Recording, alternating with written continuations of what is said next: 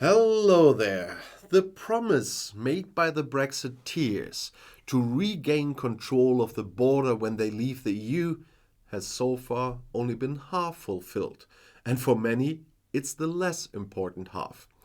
Since February 2020, EU citizens have not been allowed to settle in the UK without a work visa, which has not least contributed to the labour shortage. Even if the system of legal migration is perceived as more transparent and fairer than before thanks to the new immigration law, illegal migration has gotten out of control. The skyrocketing number of migrants crossing the channel in small boats has also shown the pro-Brexit Britons that leaving the EU cannot solve all problems. Has it any? Well, in the case of the boat migrants, they are not rooted in Brussels, but in Paris, in Strasbourg, and last but not least in London itself. Most board on the French coast, some also on Belgian beaches. And their number has increased from around 8,000 in 2020 to more than 48,000 this year. And former British Home Secretary Priti Patel said in the summer that 70% of arrivals should not be classified as genuine asylum seekers, but as economic migrants. Many of them had previously applied in vain for asylum in an EU country, often in Germany. The invasion on the south coast of England, in the words of Patel's successor Suella Braverman, would be stopped quickly if the French took back every migrant picked up by the British. Yeah, but they won't do that. The dangerous boat crossing would no longer be worthwhile, which would also benefit France in the medium term, because fewer migrants would then travel into the country to cross the channel. But taking back refugees was difficult to organize even before Brexit. In London, there is a suspicion that the French are tacitly condoning the system because most migrants eventually make the crossing and thus become the responsibility of Great Britain. Nevertheless, both capitals are a little bit expanding their cooperation. On Monday, the British increased payments to France to more than 70 million euros to make joint patrols on the Normandy beaches more effective. But hardly anyone believes in the lasting effect of this agreement. Although the gendarmes, with a little bit of British help, thwart more illegal crossings every year, the number of successful channel crossings is growing even faster. It's the same with the gangs of people smugglers. For every ring the police break up, at least one new ring is created. With the origin of the trafficking gangs, the nationality of the migrants also changes. A good part of the business is now in Albanian hands. Accordingly, Albanian migrants now form the largest group. 42% of all migrants who have arrived on the English coast since May come from the southeastern European country, and 80% of them are men. According to the Ministry of the Interior, the next largest groups are Afghans, Iranians, Iraqis, and Syrians, although estimation aspects must also be considered here because many migrants destroy their passports before arriving in England. More than 50 migrants have drowned during the crossing in the past 2 years, and we must not forget that point either.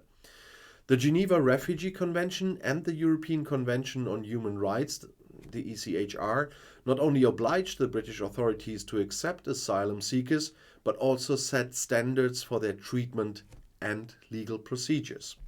Refugee organizations and lawyers who take care of the migrants are very familiar with the legal situation and its loopholes.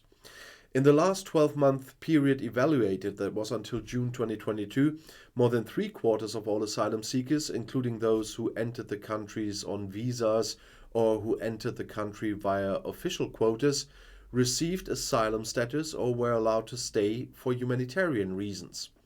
Even among Albanians, this rate was 53%. The chances for boat migrants are somewhat lower. According to the Ministry of the Interior, 49% of them received a permanent right of residence. However, these statistics relate to a very small group. Of the 47,306 boat migrants who applied between 2018 and June of this year, only 6,910 received a decision. About 8 out of 10 arrivals are still waiting for a decision. The migration expert David Goodhart recognizes an overall soaring in the recognition rate and explains this primarily with two factors. On the one hand, the case law of the European Court of Human Rights in Strasbourg, the ECHR, has recently expanded the options for applicants. In particular, the right to private and family life enshrined in the ECHR in Article 8 is skillfully used by the migrants' lawyers. Deportations can hardly be enforced. And as a further point, Goodhart cites the Windrush effect. 5 years ago, a scandal broke out in the kingdom when Caribbean immigrants who had lived in the country for decades, the first arriving on a ship called Windrush, had been wrongly issued with a deportation notice. For fear of new negative headlines, the decision would now be generous when in doubt. For the time being, London's attempt to deter the migrants from transporting them to Rwanda has failed. Although the government in Kigali has promised to handle the asylum procedure according to international standards and to offer refugees safe living conditions, the ECHR prevented the departure of the first migrants. The British government says it wants to stick to the program and fight the legal disputes, but at the same time it's examining alternatives. Goodhart recommends them to refine the offshoring. Instead of having local staff handle asylum procedures in Rwanda, British officials should remain in charge, say in a place like Ascension Island, a British overseas territory in the South Atlantic. As soon as word gets round that the crossing from the France ends on a distant island, the smuggling trade will collapse overnight, he predicts.